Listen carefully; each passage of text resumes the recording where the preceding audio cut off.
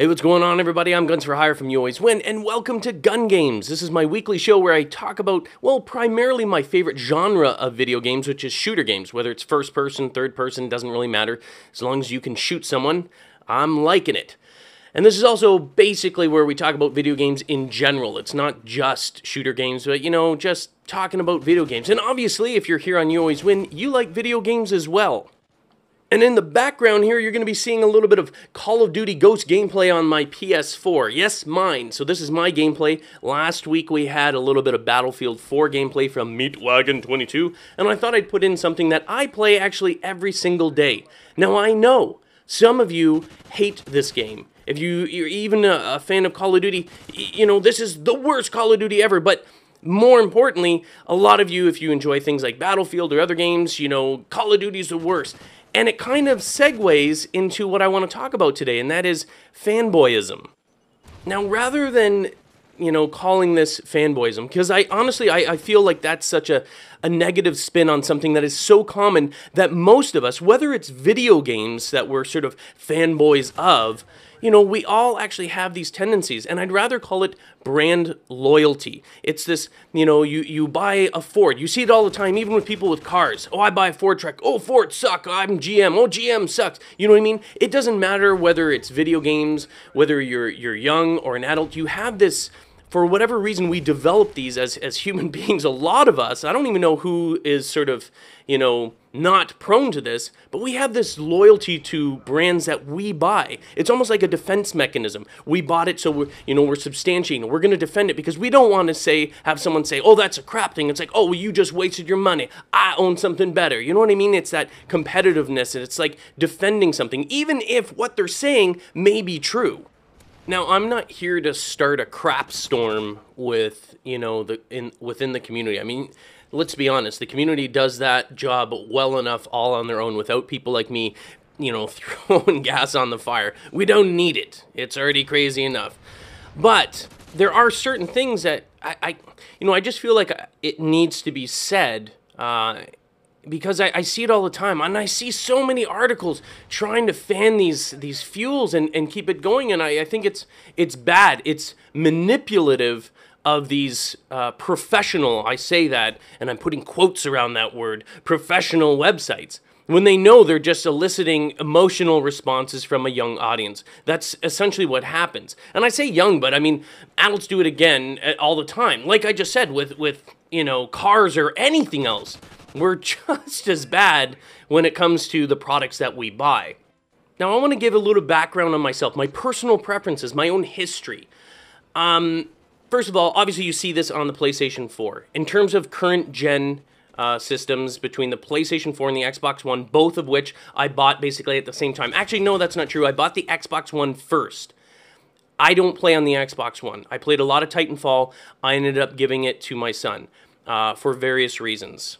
And now all I play on is the PlayStation 4. However, in the overall scheme of things, if you're looking at, okay, am I a console gamer? Am I a PlayStation 4? Am I an Xbox One? Am I a Wii U? A PC gamer?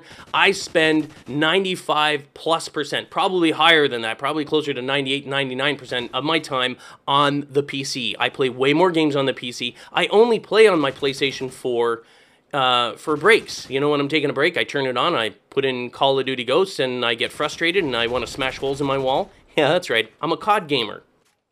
But my PC is, it costs me to create between $3,000 and $4,000. Now, do all PCs have to cost that much in order to run the games of today? No. You can get them at lower cost, but that's another little thing I want to touch on as well, is the cost, because this is something that, gamers that are, let's say, loyal to the PC platform typically use to try and make arguments with console gamers. And I'll get into that. And that is the price difference between them. The accessibility of the average person who doesn't maybe have $3,000 to $4,000 to sink into an ultra high-end PC. And you can spend way more than that. But that's another argument. We'll touch on that. So in terms of console, I'm going to tell you right now, I'm primarily, in terms of the consoles, a PlayStation loyal brand. I'm loyal to the brand of PlayStation. And I've been a console gamer since probably the 80s. Oh, old man Jenkins here. So I've been playing since the Atari 2600 in the 80s. Loved it. And then I had the Nintendo, the original NES. Spent, oh man, so many hours playing that. Loved Nintendo. I didn't get, for whatever reason, any of the other consoles, but I went through the Genesis and all that other stuff. I've always had one of the newer consoles when I was playing.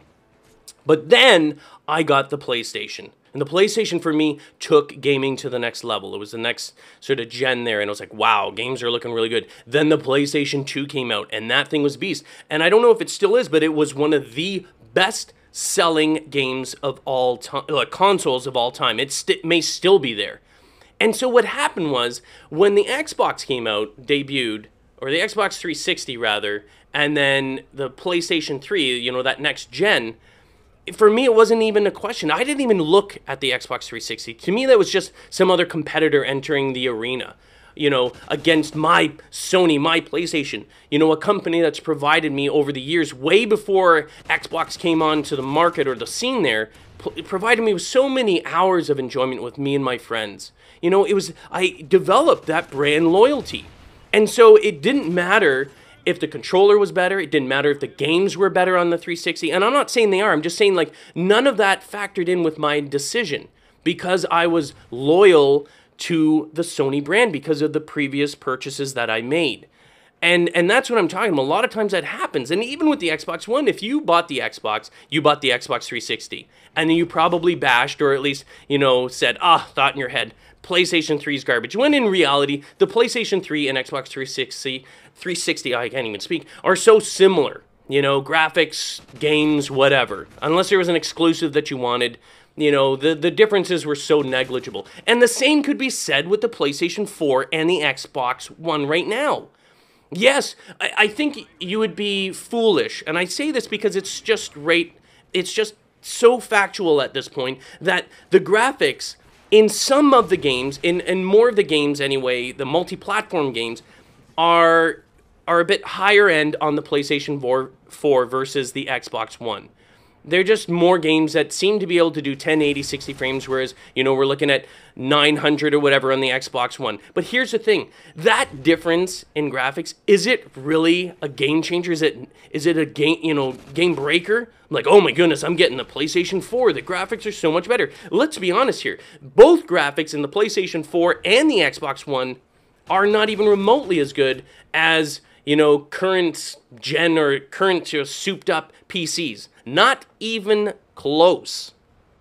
Another big aspect of games that you see a lot of people commenting is like, oh, it's where your friends game. For me, that's not even a factor. And I know maybe it changes for a lot of you guys, but when I bought my PlayStation 3, none of my friends owned a PlayStation 3.